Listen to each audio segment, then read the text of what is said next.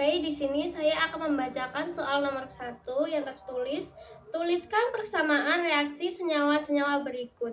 A. Cupri nitrat ditambah natrium sianida. B. Ferik klorida ditambah amonium hidroksida berlebih. C. Stani klorida ditambah kalium hidroksida. D. Ferosulfat ditambah kalium sianida berlebih. Di sini saya akan menjelaskan yang A, yaitu suprinitrat ditambah natrium sianida.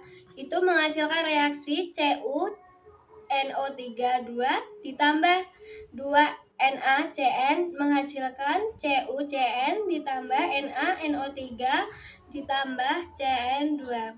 Dan di sini saya akan menjelaskannya.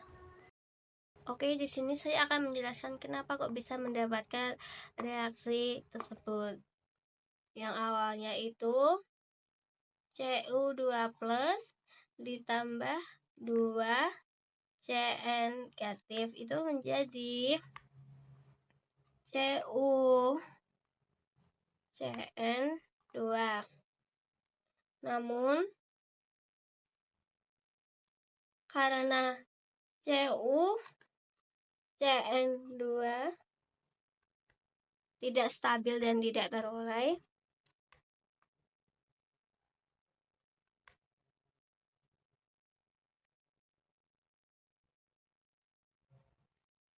maka menjadi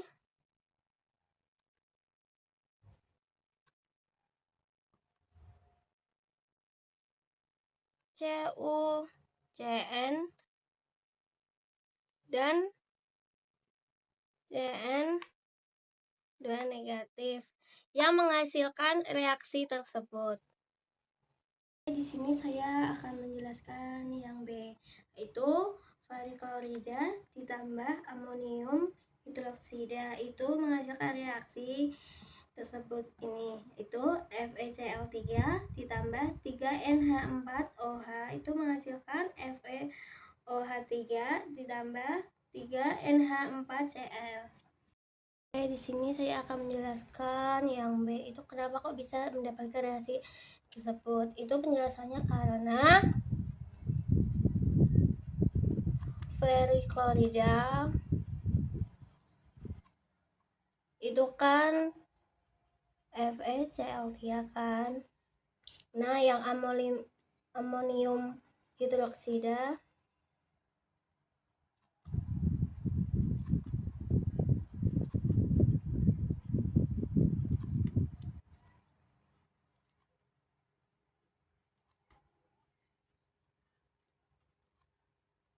itu kan NH4OH. Yang reaksi awalnya itu membentuk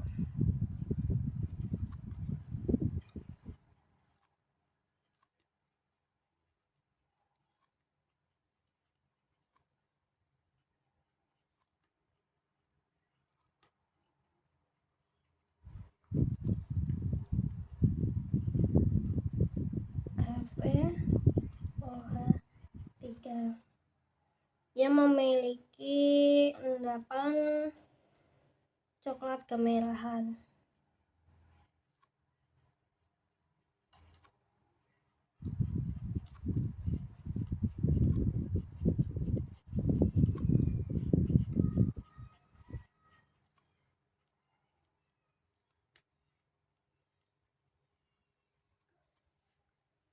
Kenapa kok bisa mendapatkan endapan coklat kemerahan? Itu tuh karena FeOH3-nya itu tidak larut.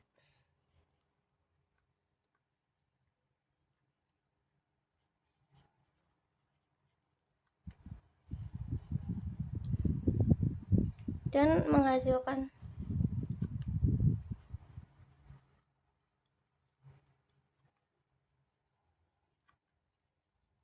endapan tersebut, sehingga reaksinya tersebut ini.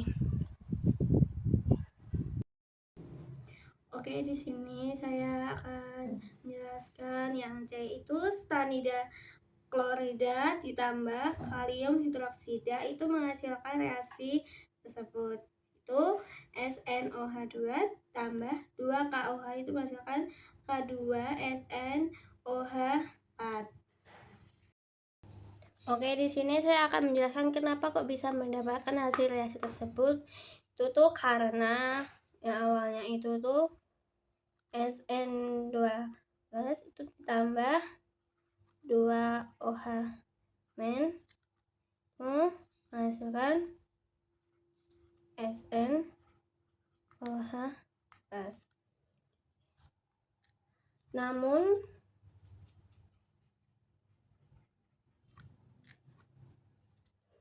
dalam larutan basa itu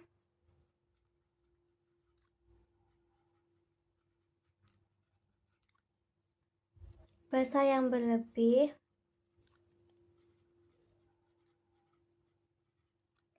itu menghasilkan SnOH2. Itu yang membentuk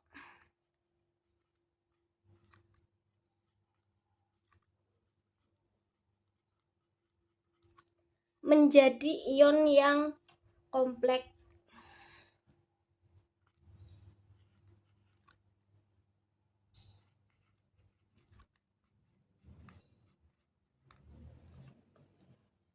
Yang dengan reaksi senyawanya itu SnCl2 tambah 2KOH jadi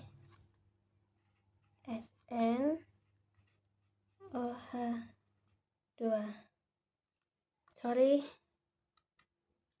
OH2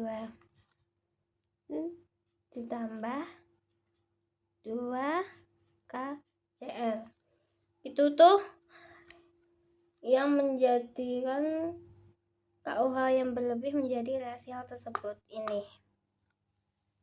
Saya akan menjelaskan yang D itu tuh ferosulfat ditambah kalium sianida.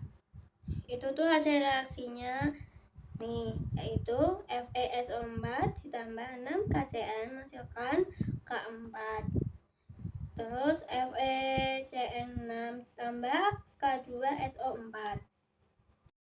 Oke, di sini saya akan menjelaskan kenapa kok bisa mendapatkan hasil reaksi tersebut. Itu kan kita udah diketahui itu ferosulfatnya itu tuh FeSO4. Terus yang kalium sianida itu KCN. Kita tulis dulu. Itu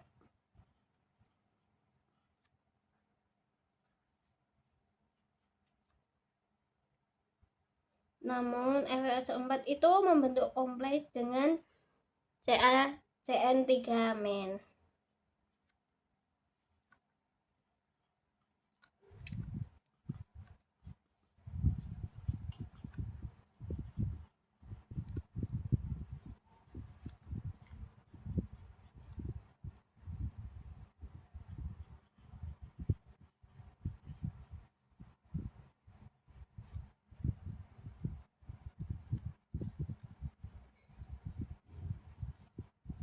Dengan CN- yang menghasilkan reaksi tersebut.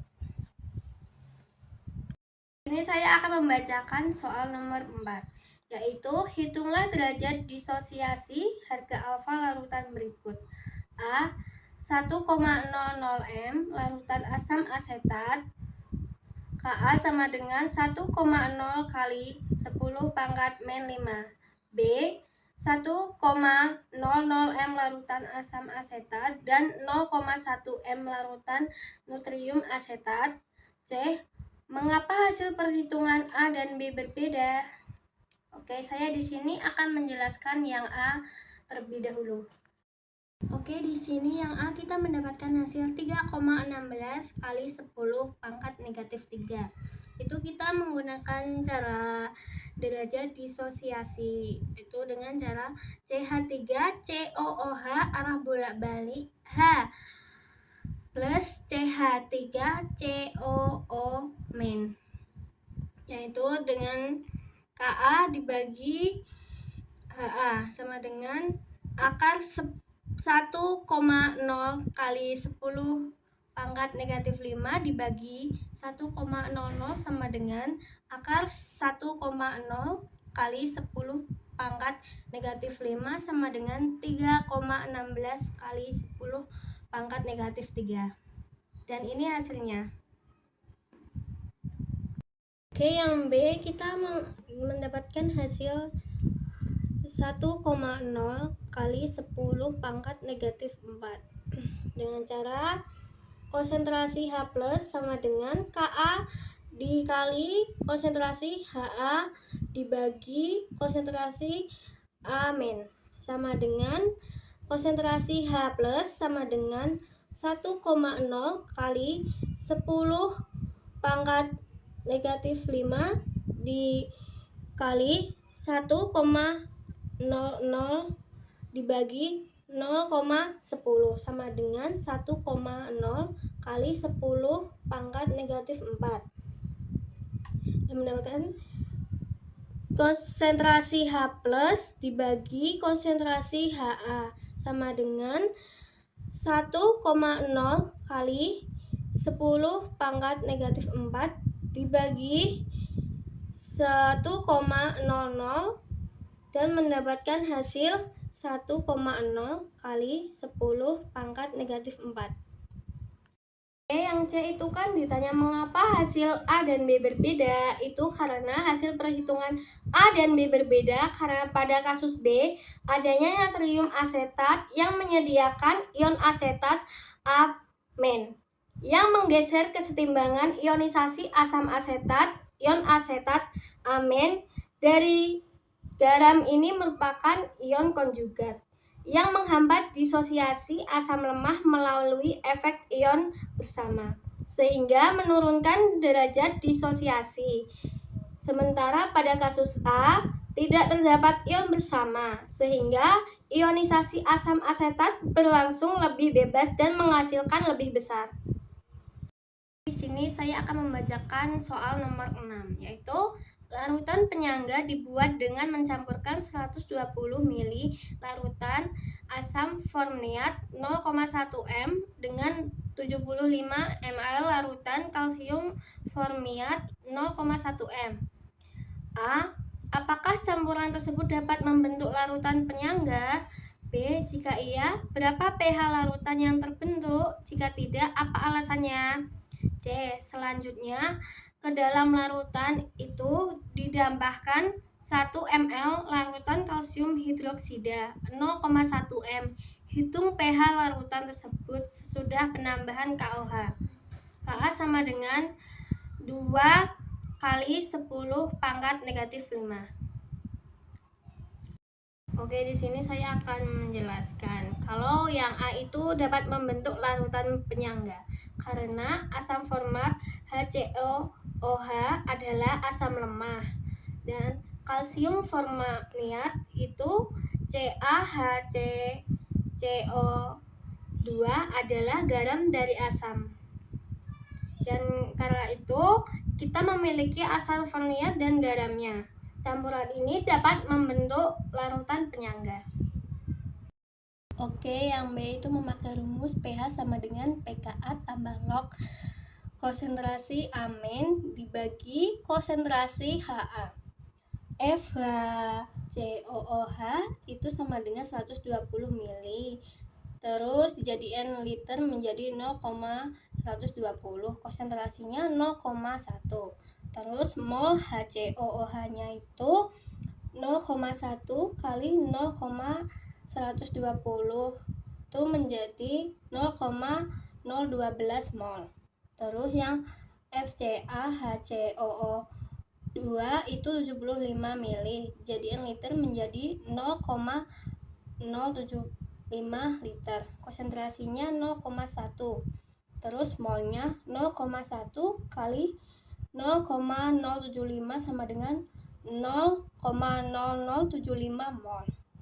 Mol HCOO minnya 0,0075 kali 2 sama dengan 0,015 mol. Total F-nya 120 mili ditambah 75 mili sama dengan 195 mili sama dengan 0,195 liter. Jadiin liter. Terus HCOOH-nya itu 0,012 mol dibagi 0,195 liter sama dengan 0,06105 m. Terus yang HCOO-nya itu 0,015 mol dibagi 0,195 liter menjadi 0,0769 m.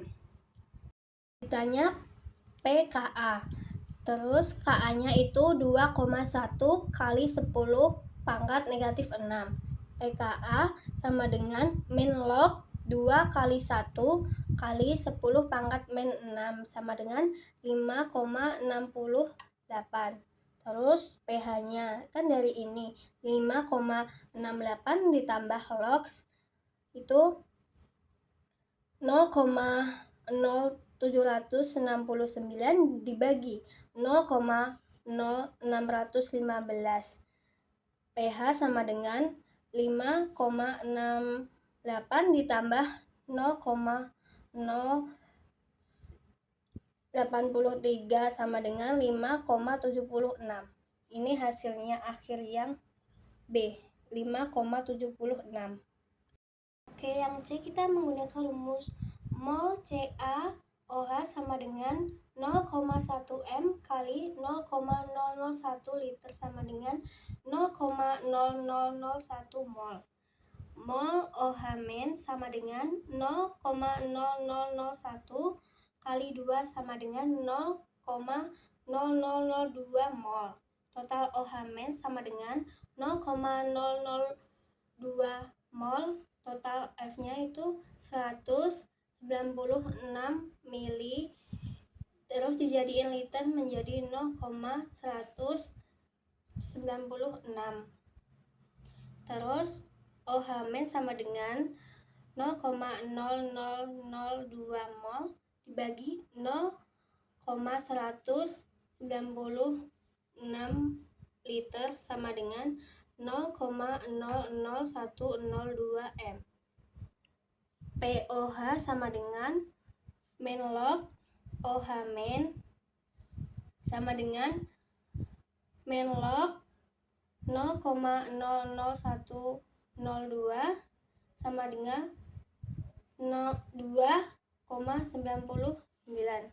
pH sama dengan 14 dikurang POH sama dengan 14 kurang 2,19 sama dengan 11,01.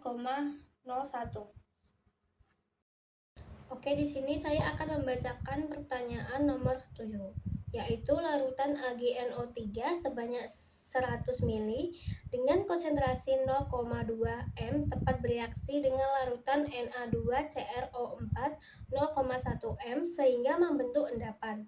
Berapa gram massa endapan yang dapat dihasilkan dan berapa volume larutan Na2CrO4 jika diketahui Ar, Ag itu negatif 108, S2-nya itu 32, Na-nya itu 23, Cr-nya itu 52 dan Sp-nya itu Ag2CrO4 itu 3,2 dikali 10 pangkat negatif 11. Kita nomor 7 menggunakan rumus 2AgNO3 ditambah Na2CrO4 itu menjadi Ag2CrO4 tambah 2NaNO3. AgNO3 sama dengan 100 mili dijadikan liter menjadi 0,1. Terus AgNO3 sama dengan 0,2 m. Mol AgNO3 itu konsentrasi kali F sama dengan 0,2 m kali 0,1 liter sama dengan 0,02 mol. Mol Na2CrO4 itu sama dengan 0,02 mol AgNO3 dibagi 2 sama dengan 0,01 mol. Terus FnA2CrO4 sama dengan mol dibagi konsentrasi sama dengan 0,01 mol dibagi 0,1 m.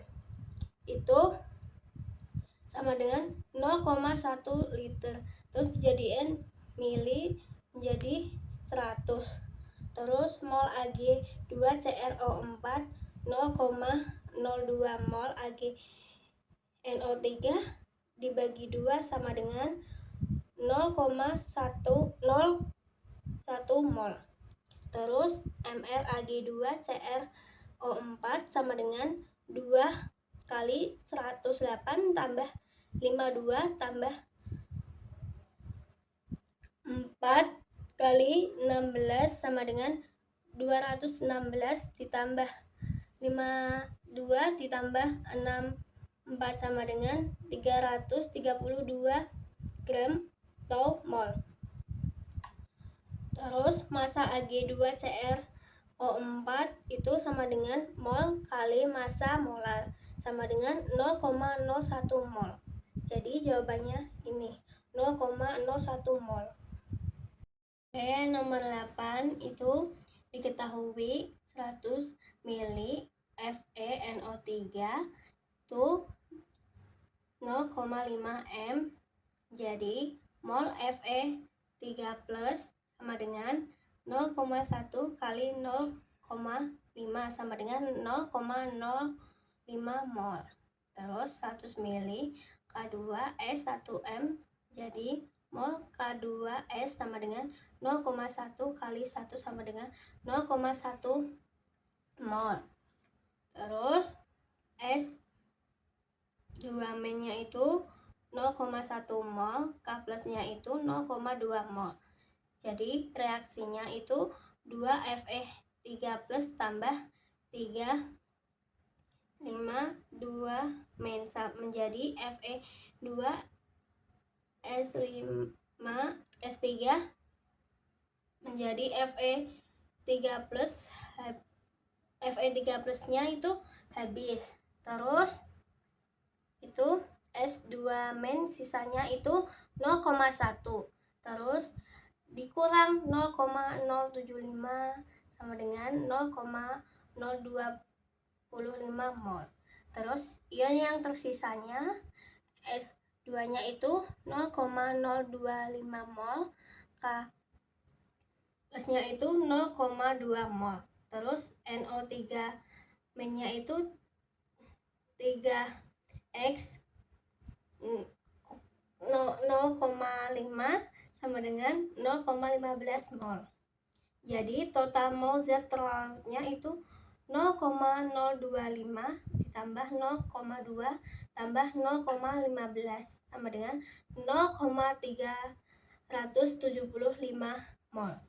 Terus massa pelarut airnya itu yang volume totalnya itu 200 ml. Terus yang P-nya itu 0,989 mili. Terus menjadi massa larutan 160 gram. Terus yang massa zat terlarutnya itu 0,05 kali 241 ditambah 0,1 kali 110 sama dengan 23,05 gram. Terus dijadiin kilogram menjadi 0,137 gram. Terus molaritasnya yang M itu M sama dengan 0,375 dibagi 0,137 sama dengan 2,75. Jadi yang A-nya itu kan ditanya yang tekanan uapnya itu, jadi yang zat terlarutnya itu 0,375 dibagi 0,375 tambah 136,95 per 18 sama dengan 0,045. Terus P-nya itu 1 kali 1 kurang 0,047 sama dengan 0,953 atom. Terus yang B-nya itu ini kan dikali itu menjadi 0,5 dikali 2,74 sama dengan 1,37. Terus yang PD-nya itu 100 ditambah 1,37 sama dengan 101,37 derajat Celcius. Terus titik bekunya itu yang 1,8 dikali 2,74 sama dengan 4,93, itu yang TF-nya sama dengan 0 kurang 4,93 derajat Celcius.